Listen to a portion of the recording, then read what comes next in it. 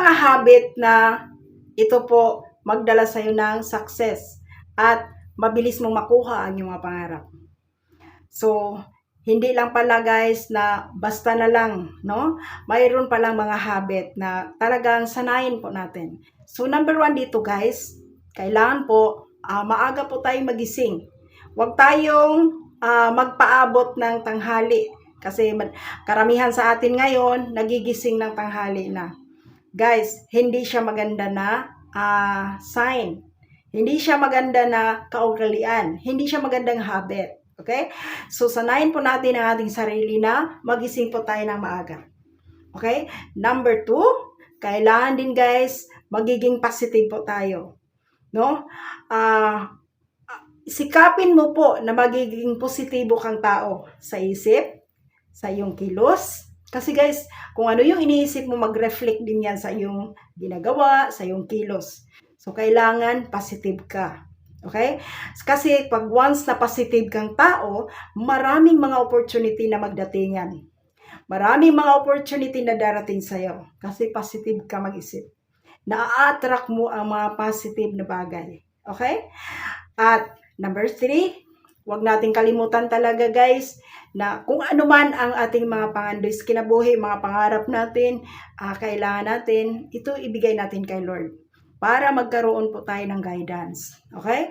Mag-pray po tayo, Lord, itong pangarap ko, ito yung mga pangarap ko sa buhay, Lord. Ikaw na po ang bahala na magdala nito ng yung tagumpay. Pero kailangan samahan din niyan ng sipag at tiyaga. Okay? So, next, kailangan alagaan din natin ang ating sarili. Kasi guys, paano na lang yung mga pangarap natin kung yung katawan naman natin ay nasisira? Okay? So, balanse lang.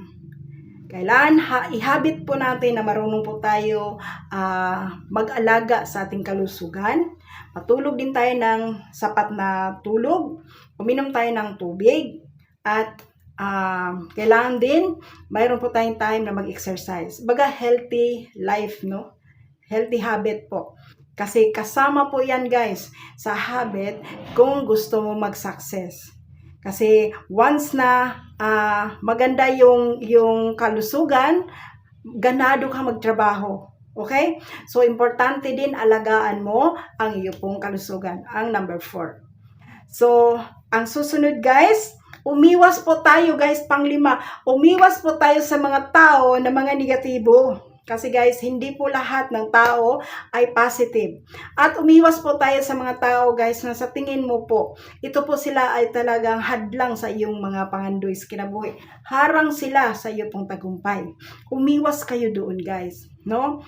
For example, lalaki ka and then maraming mga nag-ano sa iyo na iinom, yung mga ganyan, umiwas ka diyan. No? Kailangan ayusin mo yung buhay mo guys, no? Ayusin mo. Umiwas ka sa mga taong hihilain ka pababa. Okay? At doon ka makihalubilo guys sa mga tao na hihilain ka sa success. Hihilain ka na magtagumpay. Kasi ang mga tao guys na mga positive na tao guys at yung mga tao na may mga pangarap sa buhay, makakatulong yan sa iyo para magtagumpay ka sa iyo pong buhay. Okay? So, magandang habit po yan guys na doon ka makihalubilo sa mga tao na mga successful. Sa mga tao na may mga pangarap. Doon ka makihalubilo guys. Kasi guys, yan nga ay kung ano yung mga tao na lagi mong kasama guys, yun din ikaw no? Kasi kung sa Bisaya pa matakdan man gyud ka guys. Maski pag unsa pa ka positive, kung ang tao na lagi mong makasama ay negative, magiging negative ka rin. So, sayang, no? So, kailangan doon ka makipag ano sa mga tao na may mga pangarap sa kinabuhi. Mga tao ng mga positive.